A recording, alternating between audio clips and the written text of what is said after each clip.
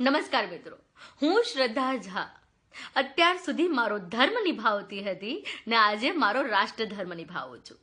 મિત્રો, વાત કરીએ રૂપિયાની તો રૂપિયો સૌથી પહેલા શેરશાહ સૂરીના શાસનકાળ દરમિયાન 1540 થી 1545માં અસ્તિત્વમાં આવ્યો. ત્યારબાદ બ્રિટિશ શાસનકાળ દરમિયાન આપણો ચાંદીનો રૂપિયો ચલણમાં હતો, જેનું વજન 11.66 ગ્રામ હતું, જેમાં 91.7 ગ્રામ શુદ્ધ ચાંદી વપરાતું હતું. પરંતુ જ્યારથી સોનાને પૈસાના માપદંડ તરીકે સ્વીકારાયું અને એ જ દરમિયાન અમેરિકામાં ચાંદીની અઢળક ખાણો મળી આવી, તો એ વખતે સૌથી પહેલી વાર આપણો રૂપિયો ગગડ્યો અને ત્યારથી બસ ગગડતો જ રહ્યો છે. મિત્રો, પહેલા રૂપિયાને અલગ અલગ ભાગોમાં વિભાજિત કરવામાં આવતો હતો. સૌથી પહેલા રૂપિયાને 16 આના 64 પૈસાને 192 પાઈમાં વિભાજિત કરવામાં આવતો હતો. ત્યારબાદ 1957માં રૂપિયાને 10 ભાગમાં વિભાજિત કરવામાં આવ્યો. ત્યારથી આપણે પૈસાને નવા પૈસા તરીકે ઓળખતા થયા.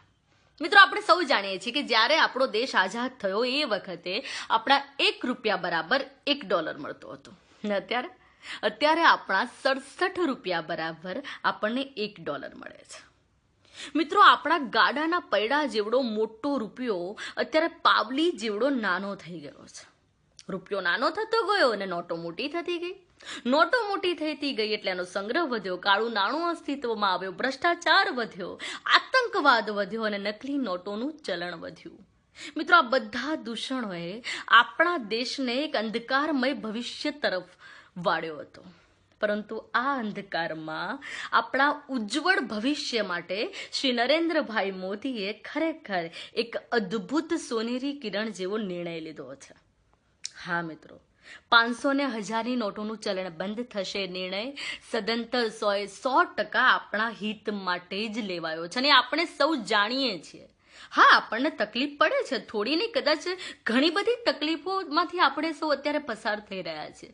પણ મિત્રો, તમે જ વિચારો, આપણે જાતે જ વિચારીએ કે જીઓનું મફતમાં મળતું સિમ કાર્ડ લેવા માટે આપણે કલાકોના કલાકો લાઈનમાં ઊભા રહીએ છીએ.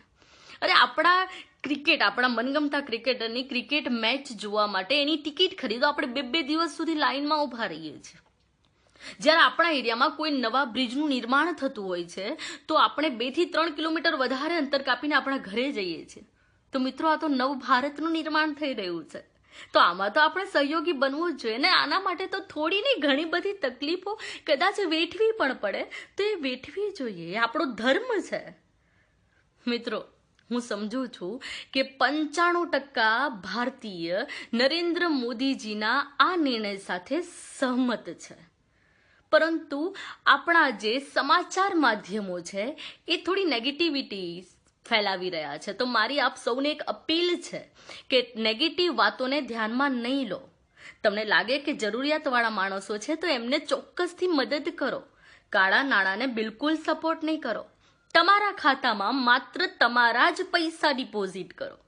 પછી જોજો કે આપણું ને આપણા બાળકોનું ભવિષ્ય કંઈક અલગ જ હશે. તો ચાલો, પ્રધાનમંત્રી શ્રી નરેન્દ્રભાઈ મોદીની આ નવ ભારત નિર્માણની મુહિમમાં એક સાચા નાગરિક તરીકે આપણે સૌ સહભાગી બનીએ. જય ભારત, જય જય ગરવી ગુજરાત, હર હર મહાદેવ.